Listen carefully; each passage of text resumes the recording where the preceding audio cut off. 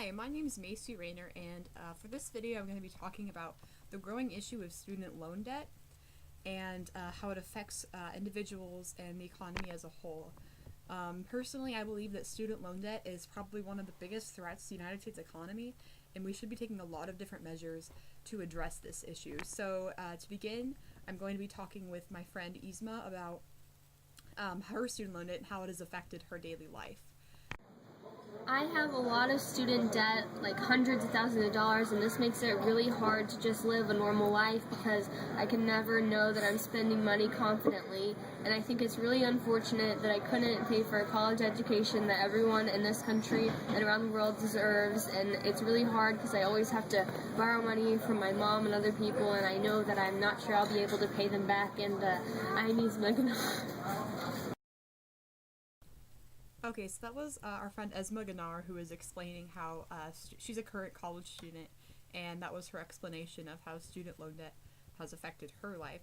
And now we'll go to an actual bank that gives out the kind of loans that Isma took out, called Bank of America.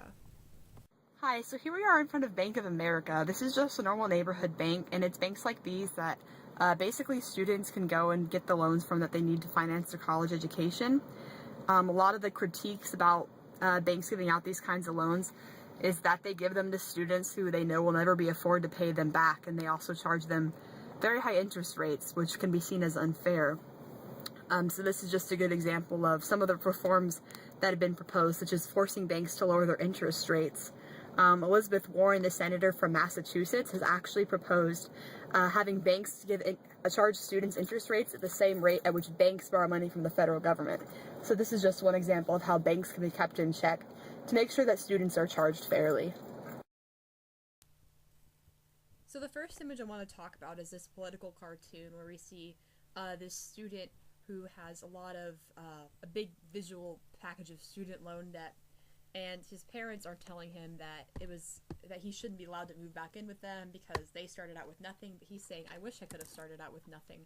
So this is kind of representative of how the problem has grown a lot in the last few decades, because when the previous generation was in college, they were able to afford their college education without nearly as much debt as most young graduates have today. So it was easier for them to make their start in the world because they could get an education at a reasonable price.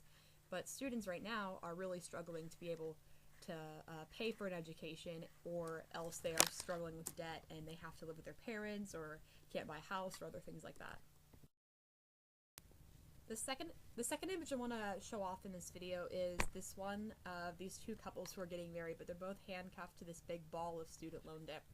And this is a really important issue as well for modern students, because if you have a lot of debt, it's harder to get married because you're not financially secure, and it's just another example of the so finally, I kind of want to look at this visual representation of just how much student loan debt has expanded.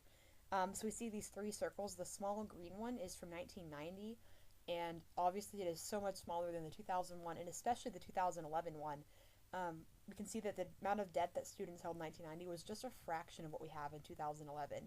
So it's not an issue that we've always dealt with. It's definitely a very new one, and if we keep letting the circles get bigger, we're just going to see bigger problems in the future. Okay, so in conclusion, we've talked about the problems of student loan debt. We've talked about how much it's grown in the past few years, and we've also seen how it can seriously affect an individual person's life by taking on so much debt.